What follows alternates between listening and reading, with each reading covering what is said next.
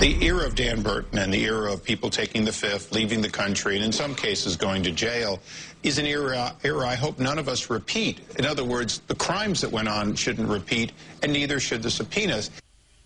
Welcome back to Hardball. That was California Congressman Darrell Issa a couple weeks ago on CNN. He's expected to chair the House Oversight Committee if Republicans take the majority. Well, last night on Hardball, South Carolina Democratic Congressman Jim Clyburn, the third-ranking Democrat in the House leadership, told us what he expects if Republicans get control. Let's listen. Do you really believe, as you said the other day, that if the Republicans get control of the Congress and the subpoena power, they're going to use it to go after the president's birth records, they're going to try to prove he's a foreigner, and other nonsense like that?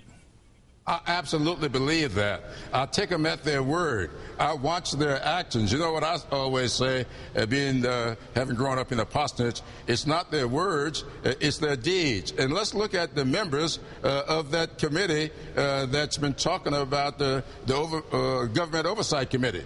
You got Dan Burton sitting there. He is a co-sponsor of the birther bill.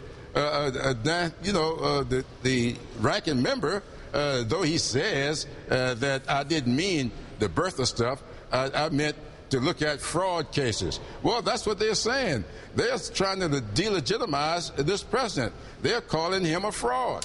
So he'll be going after these subpoenas with that in mind.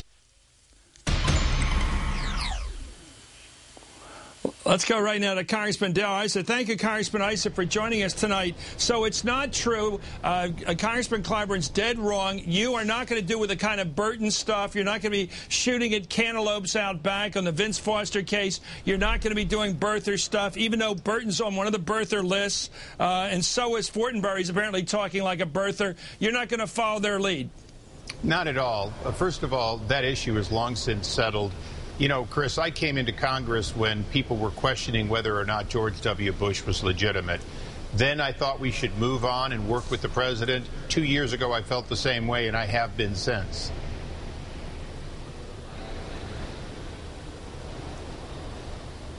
Well, let's take a look at some things you have said. You've answered that question. Let's talk here about something you said on May 25th of this year concerning the issue of Joe Sestak, your fellow congressman. Let's watch. An allegation has been made that multiple sources in both parties, Anthony Weiner, Dick Morris, and other Democrats, have made it very clear, that, and even Axelrod, that they should answer that, in fact, this is serious. This is an impeachable offense, according to Dick Morris. And I think that brings back the whole Nixonian question of it's not about what was done wrong. It's about the cover-up. And right now there's a cover-up going on at the White House. Do you believe that there was any impeachable offense involved in White House conversations or alleged conversations with Joe Sestak, the Democratic candidate for senator in Pennsylvania? Well, Chris, that investigation has pretty well been completed. It's not an alleged allegation now that we have emails and admissions that there were conversations with Joe Sestak and with Romanoff. What we're really trying to get to the bottom of in the next Congress will be, is this business as usual, something that we believe probably happened under the Bush administration, according to some of their people, and as Governor Rendell says, well, you know, you don't change everything. Will the American people want us to change that, to quit in the future using taxpayer dollars and positions to influence primary events or save their party money? I think the answer is we're going to have to try to get compliance. Well, that's the question. Okay, well, that's the question. Are you going to spend the next several months, if you get to be chairman of the Reform Committee, subpoenaing people like Rahm Emanuel, perhaps Ed Rendell, whoever else you might be mentioning here, I don't know, asking them about a possible deal involving a job offer? Are you going to spend your time doing that? Well, Chris, as I said, when Governor Rendell said this is typical, it goes on, I've done something similar. A member of the Bush administration's press team said that similar things happened under the Bush administration. What we discovered was that laws that are on the books to prevent this routinely are not considered to apply.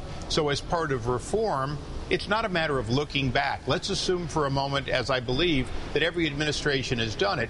We will look into whether or not taxpayer dollars should be used in that way and try to prevent it in the future, which I think is what the intent of the laws are. But we've got a lot bigger problems. You know, we have $1.4 trillion of borrowed money to get through each year. We're going to have to find savings, waste, and so on. That's going to be the major agenda of our committee. That's our real jurisdiction. So it's not impeachable. So you're changing your mind now. It's not what you called impeachable. You don't believe no, you use terms like this. I don't think Jim Clyburn has made up these charges against you. When you go after issues like... Chris, I appreciate your comment, but let's understand that I was quoting what Dick Morris said. I was in no way, shape, or form talking about it. I'm not going to be chairing that committee or anything else. The fact is, I'm on the Committee of Waste, Fraud, and Oversight and Reform. It's really about going after far down below the president, below his key cabinet officers, and get into the parts of government that waste your dollars. That's what my committee has to do. That's our mandate. That's what I intend to do if I'm given the opportunity. Okay. Here's something else. This was posted this year by your staff. Let's listen to it on health care. The concern is that if you can bribe, and I mean bribe, members of the House and the Senate to get their votes, then democracy as we know it simply won't work. Well, we're talking about health care, and you're using the term bribe there. You use terms like bribe, like impeachable. You're talking about the subpoena power. The question is this going to be another 80th Congress like we had right after World War II, where they used to say they opened every day with a prayer and ended it with a probe? Are there going to be a lot of probes like this going after people like Rahm Emanuel and people who you say took bribes in the health care bill? Well, I wish Rahm good luck in his campaign. The truth is that we have a problem in Congress with earmarks. We have a problem in Congress with trading something for a district for something else in somebody else's district. And yes, I'm going to work with, I hope, Speaker Boehner to end the era of earmarks, no matter where they come from, and get back to accountable spending, transparent spending. That is something I want to work on. It's not the issue of my committee, but it is the issue of Republicans if we have an opportunity to lead. Do you believe that members of Congress, your colleagues, were bribed to vote for the health care bill? You used the term here. It's a legal term, bribe, as you know. Do you mean it? I certainly think that there were a lot of inducements, but, you know, we can go back to inducements on Medicare Part D. It is not unique to have the heavy hand and the opportunity that comes from a White House to try to move legislation. The real question is, are we going to make it impossible, either for an administration or for powerful members of the House or Senate, to airdrop in spending and benefits for one district or another in order to get a vote on usually an unrelated matter? That's important, and that's something that I take very seriously. I think all Republicans have learned from many Republicans falling into that, and I think that's the important issue that the American people are thinking about, is have the Republicans learn their lesson from having been in the majority at a time in which earmarks got out of control. You sound very sober now, Congressman, and I would accept anything you say tonight because you're in a very sober mood, but your staff is putting out terms like, and I just got this, calling Congressman Clyburn, one of the ranking Democrats, one of the top 3 Democrats in the House, a sock puppet, a sock puppet. You called him goofy and paranoid. Do you think these are appropriate ways to get along with your fellow members, these terms? Well, I certainly think calling somebody paranoid when they're putting words into a mouth of that, when my position is just the opposite as to the president, you know, I think that probably was appropriate. I think that perhaps the Democrats are getting paranoid that the Republicans are going to take control, and so they're coming out with things out of fear or just making them up. I have supported this president. I've worked with this president. I've tried to get legislation passed with this president. And I intend on working with the president in the next Congress regardless of the outcome. So I would hope that we can use better language. I would hope that we would not claim that somebody's intentions are flat wrong. I think we have to make sure the process is fair, the process is transparent, and then we all have to live up to the high standards that are set.